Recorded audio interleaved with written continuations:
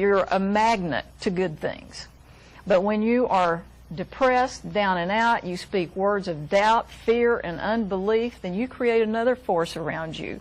And that force attracts the negative things to you. So, you know, getting away from just talking about matter and things, we actually do produce energy of faith, an actual energy of faith that draws the things to us that we speak. Yeah, the Scripture talks about that the blessings of God will overtake you. And that's in the Old Testament, saying the blessings of the law. Mm-hmm. You know, we're redeemed from the curse, but we're not redeemed from the blessing. Thank God. And a humorous story, but it's a true story.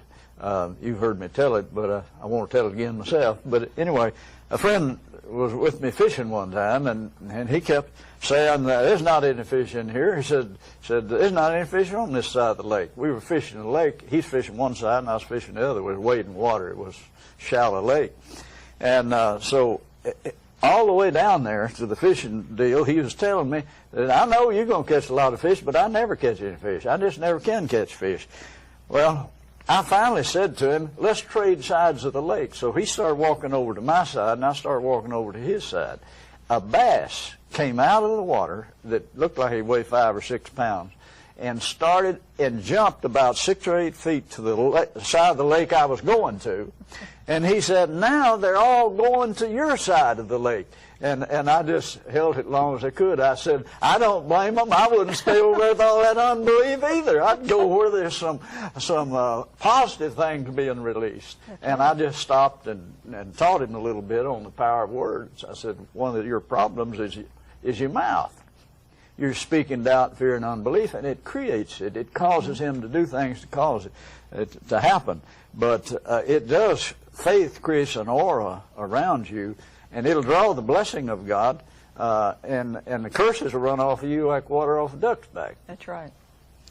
Absolutely right. You know, a humorous story with the fish, but this is how it works. This is how faith works. I went to the lake one day with some friends, and they were all on the boat, pontoon boat, and they were eating, and I got my fishing pole, and I started fishing off the side, and I started saying, here, fishy, fishy, fishy, fishy, here, fishy, fishy. And they were all looking at me like I was nuts and said, what are you doing? And I said, I'm calling the fish. And they said, what do you mean? They can't hear you. I said, oh, yes, but they do. And I threw out there again, and I caught a fish. And they said, well, that's interesting. I threw out, and I caught another fish. I kept calling them and kept catching them. Pretty soon, everybody on the boat had a fishing pole going, here, fishy, fishy, fishy.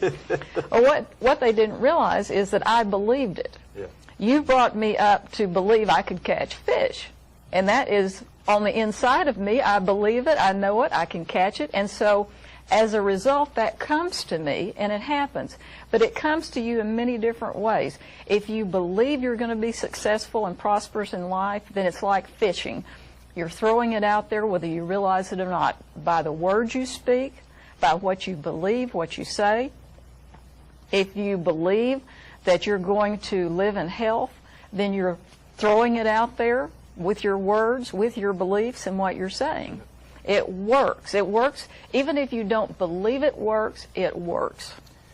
You know, it's interesting when we talk about quantum physics, quantum mechanics, that the placebo effect, I was reading an article from the Mayo Clinic, and it talked about the placebo effect. And, you know, any new medicine that's approved by the FDA has to be compared to placebo.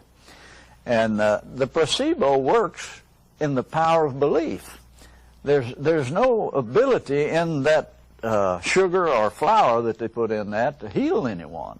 But even if they will use the right color that people like, it will help, and it will actually do wonders for some people and in just a few hours, which no medicine could work that quick. And they say that if you take them off of it, then they have withdrawal symptoms. Yeah. And what it is the power of belief. Yes. And it supersedes all of our natural thinking. That's right. And that's why that so many people get confused about it, because we're talking about two different realms. You're talking about a law of God that works because of what His Word said, and the fact that these You said it exists in a cloud until someone goes to observe it. A cloud of possibilities. Then it's just possibilities. Well, now think about this. Jesus said, "Seek and you shall find." So when they sought that thing, they found it. It appeared. And what we're talking about is a law of God that is calling things that are not, as though they were. Now listen to this verse in 1 Corinthians, the first chapter, verse 27, 28. "But God has chosen the foolish things of the world to confound the wise. God has chosen the weak things of the world to confound the things which are mighty.